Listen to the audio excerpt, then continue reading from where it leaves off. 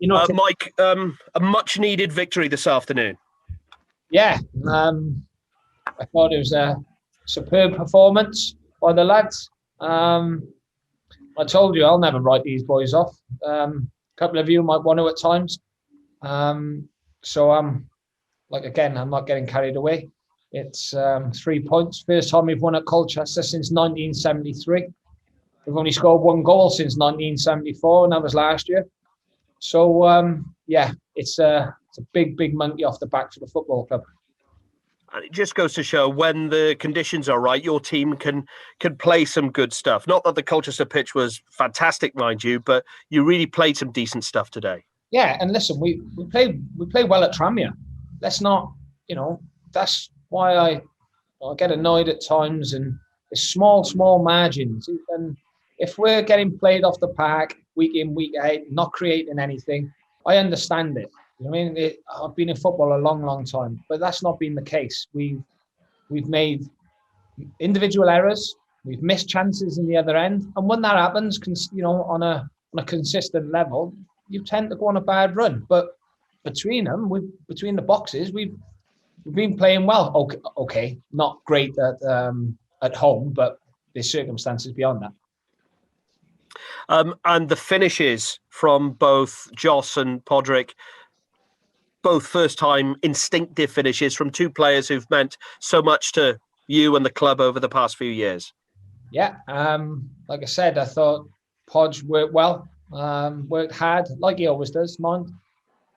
At Tranmere, I thought he deserved another chance, and hopefully now that will set him on a little bit of a goal spree. Nicky had another chance again today, but they worked tirelessly. The three up front, because when Ryan come on as well. Midfield, covering every blade of grass. I tell you, the most pleasing thing today, there was a lot more organisation and talking between them as a team. And it was a real team effort today. And you forced Colchester really into ill discipline, I guess, by frustrating them. And Frank Newblay, a player you know very well, of course, a former Newport man, I don't think he can have too many complaints, can he, with that second yellow? I'll be honest, I didn't see it. I know that he did stand on him. Now, look, that can happen anywhere. It doesn't mean he's meant to do it. I don't know. Look, I don't like seeing ex-players get sent off. Especially ones I've got time for. But look, we take it because it's helped us get a win. And you go to your new temporary home, at least at Cardiff City, for the next couple of home games now on a real positive front. So it must feel great to know that you go into that quality surface off the back of a victory. Well, look, wins breed confidence, and that's what we want to do. We want to keep chipping away, one game at a time. And I told them that today. Don't even be thinking about Tuesday night, because if you're going to lose today, a few of you won't be playing on it anyway. So don't get carried away. One game at a time, and we'll see where it takes us. Well done today, Mike. Thanks very much. Thank you. Mike, it must have been great being on a surface where you could pass the ball and have a bit of confidence in the ball coming to you, running truly or whatever. And that just transformed the effort, it seemed. Well, the effort has never been like missing. I've got to be honest, Rob, the effort's always been there. Quality, lack of quality at times, yes, has been missing. Decision making at times, yes, been missing. But today they were able to focus on the task and do their jobs, and not really be worrying about what if I take an extra touch, or it's this bobble here, or whatever. It is what it is. We know it hasn't helped. We can't do anything about it. We just got to get on with it and not cry over spilt milk, so to speak. It's interesting to see you go forward, go wide, but then go back to go wide, to go forward again. You haven't been able to do that going backwards, have you? Because you just haven't been able to have any faith in it.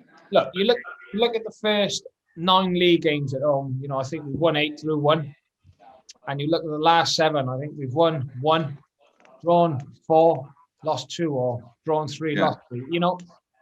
It's no coincidence, especially when we know Rodney Parade as a rule, right? It's no given, but as a rule, that's a fortress. We've always had an unbelievable home form.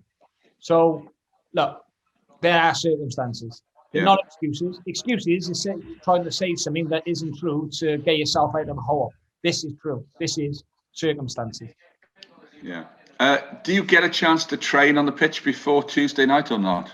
No, but we've got, and again, I said this. You said about your own service, yeah. We've got no excuses because we train on a very, very good service, on a very, very good service. So they should be used to silk, moving the ball quickly. And you said on Friday about, some of the results had led to a little drop off in confidence. What will today do for that team going ahead into playing on a good surface on Tuesday? Hopefully it gives us a boost in the right direction. You know what I mean? It's I'd love to be playing it on Tuesday night. It's a fantastic service, fantastic stadium, and they should be relishing it. But also the opposition will be. Yeah. And Nicky Maynard is not quite in getting the goals that you were hoping for, but he seemed to be linking a little bit better with Podge today, and he certainly held the ball up well against a massive middle two defenders there. Yeah, and listen, that was part of our game plan today. We didn't, we thought about starting Ryan at one point, and it was no point because we were expecting them to play a 3. We was expecting Shawamni to start as well. So look, we can do all the research and analysis we want, but we don't really know what they're going to do because, like they changed from they were a 3 last week. They've gone back to a 4 today. And, I just thought a little bit of movement off the smaller 2 might cause some problems. They did, yeah, certainly. Hey, good. It was eminently watchable. Thank you, Rob. Mike, obviously, I was so pleased for Podge when that went in because he really has worked so hard and he deserved that goal, didn't he? Yeah, and he's another one of your favourites, Chris. But no, genuinely, he was the link play and everything. It's nice when strikers get rewarded, isn't it, for the tireless stuff. It is, but like I said again, it is a team effort. We win together, we lose together, we draw together. When somebody's down, we all pick them up, and that is my motto, and that is what I try and install into the staff and the players as well, and that's what we do. It was almost a 2-0 battering. It was really comprehensive performance. We controlled the game. Yeah, absolutely. No mistakes until probably 85 minutes as well, which is one of those things. It was which is. I told you we can't do anything like really perfect. We've got to have the little heart in the mouth or heart in hand feeling once in a game, haven't we? At least once. So do it with 2-0. Do it 2-0. The pleasing thing, they were talking. We just didn't get enough on the header. It was. It was the right idea, but again, I thought they done really well. Is that something you've told them?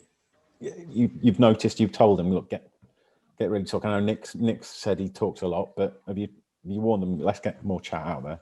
Yeah, because you as a team, you don't realise how much it helps everyone. If you got Matty Dolan say, Mickey, come, tuck round. Mickey then Hainsey, tuck round. I'm tucking. It's just that information, process of information that the players. It makes their jobs easier. It's like let's lock up the edge of the box when we have a corner. It stops us getting counted on. Not every time, but 90% of the time. It just makes their jobs easier, and that's all I want is for them to communicate with each other. But this day and age now, it's a good job they can't take their phones on the pitch.